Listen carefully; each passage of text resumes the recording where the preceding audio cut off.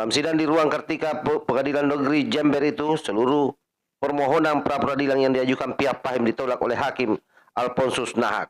Bahwa dalam waktu dekat kasus utamanya ini akan disidangkan. Artinya apa? Minimal 15 tahun hukuman sudah menanti bagi Pahim Mawardi.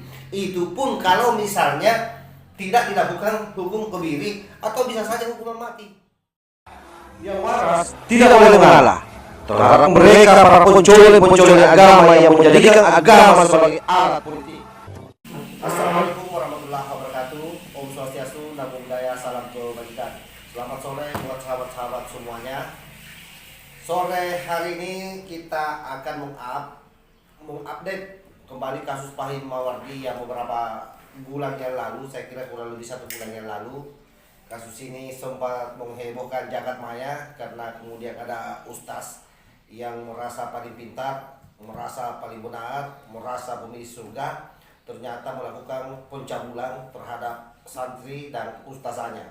Hal ini yang kemudian membawa Pahim Mawardi menjadi pesakitan karena dilaporkan oleh istrinya sendiri ke Polres Jember. Nah, ternyata dalam proses penyidikan, proses BAP sudah berjalan, Pahim Mawardi melakukan pra-peradilan. Dan ternyata kemudian pra-peradilan itu ditolak, dan tentu alasan hakim melakukan penolakan karena seluruh prosedur yang dilakukan oleh Polres Jember terpenuhi. Tidak ada pelanggaran di sana. Mulai daripada proses penggeledahan, proses dia melakukan penyidikan, sampai pada proses penahanan, saya kira polisi sudah on the track sesuai dengan SOP yang ada. Artinya apa? Artinya Pahim tinggal menunggu waktu saja untuk dilakukan persidangan di pengadilan setelah P21, karena P21 ini pasti terhambat akibat daripada pra-peradilan yang dilakukan oleh Pahim Mawardi. Nah, bagaimana beritanya? Coba kita simak secara bersama-sama. Gugatan Pahim Mawardi ditolak Hakim, segera disidangkan pokok perkara. Dilansir dari media tadatodays.com. Jember, Pengadilan Negeri Jember pada Senin 13 bulan 2 tahun 2023 menggelar sidang putusan pengadilan kasus dugaan tindak pencabulan yang dilakukan oleh pengasuh Ponpes Al-Jalil II Muhammad Pahim Mawardi. Dalam sidang di ruang Kartika Pengadilan Negeri Jember itu, seluruh permohonan pra-peradilan yang diajukan pihak Pahim ditolak oleh Hakim Alfonsus Nahak. Hakim Nahak dalam putusannya menyatakan proses penyidikan, penggeledahan, penetapan tersangka, dan penahanan oleh pihak termohon dalam hal ini adalah Polres Jember dinilai sudah sesuai prosedur dan sesuai dengan undang-undang yang berlaku. Sedangkan petitum keempat, 5, 6, 7, dan 8 pemohon atau pihak Pahim ditolak oleh Hakim. Hal tersebut menjadi alasan Hakim menolak seluruh permohonan pra-peradilan. Selanjutnya, penasihat hukum termohon Dewatara mengatakan pihaknya akan melanjutkan proses perkara tersebut untuk segera dilimpahkan ke kejaksaan dan disidangkan pokok perkaranya, ungkapnya. Namun untuk proses berkasnya diakui masih dalam P21 karena belum lengkap. Karena kita masih menghormati proses pra-peradilan. Insya Allah mulai nanti siang kami proses untuk kelengkapan berkasnya, katanya. Selanjutnya, Kanit PPA Perlindungan Perempuan dan Anak Satreskrim Polres Jember Ibtudia Pitasari menjelaskan pihaknya sudah melengkapi petunjuk jaksa yaitu P19. Kita tinggal menunggu P21 dari JPU, ungkapnya.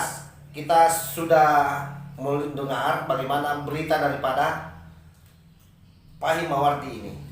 Jadi apa yang saya sampaikan di awal, bahwa pra-peradilan itu ditolak karena memang seluruh prosedur yang dilakukan oleh pihak kepolisian itu benar.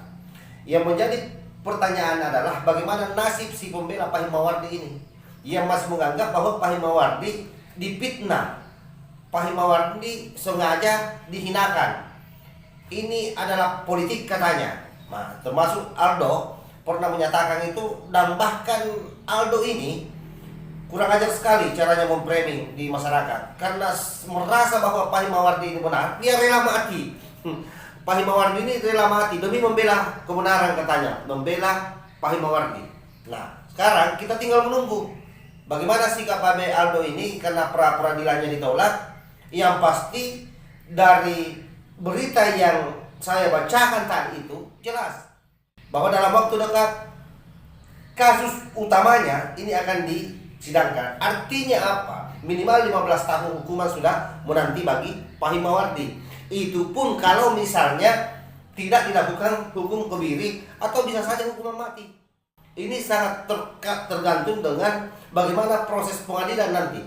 Kalau cukup kuat bahwa Fahim Mawardi ini sangat membahayakan anak-anak dan perempuan, maka bisa saja dia hukum kebiri atau hukum mati. Dan seharusnya itu yang dilakukan supaya tidak ada lagi orang yang main-main terhadap anak-anak di bawah umur. Apalagi kita tahu bahwa Fahim Mawardi ini seorang ustaz yang tidak selayaknya secara etik melakukan itu. Karena itulah pada kesempatan yang berbahagia ini, kenapa saya bilang berbahagia ini? Karena bagaimanapun juga bagi saya adalah secara personal sangat jengkel sama Fahim Mawardi ini. Kenapa saya jengkel sama Fahim Mawardi? Karena Fahim Mawardi ini acap kali menghina ulama-ulama NU. Mulai daripada Gus Bahak pernah dia hinakan, Gus Muwafiq pernah dia hinakan, Gus Miftah pernah dia hinakan. Terakhir 1 minggu sebelum kejadian ini Gus Islam Bahrawi juga dia hinakan. Itu yang saya sampaikan di awal tadi, bahwa orang ini seolah-olah adalah pemilik kebenaran. Orang yang merasa mengetahui segala sesuatunya dan merasa memiliki surga, sehingga kebenaran itu hanya menjadi miliknya. Tetapi tabiat orang-orang seperti Fahim Mawardi ini memang semuanya sama. Dalam hal bagaimana dia merasa yang paling benar. Sama dengan alumni-alumni PA 212 yang lainnya. Karena kan Fahim Mawardi ini koordinator PA 212 untuk Jawa Timur. Nah, kita berharap kasus ini berjalan cepat, Fahim Mawardi diberi putusan cepat sehingga semua clear. Dan para pendukung Fahim Mawardi, kalian silakan doakan bos kalian. Mudah-mudahan dia tabah menghadapi ini hukuman sampai dia keluar nanti. Lalu muafiq ila aqwamit thariq. Wassalamualaikum warahmatullahi wabarakatuh. NKRI harga mati, Nusantara milik kita.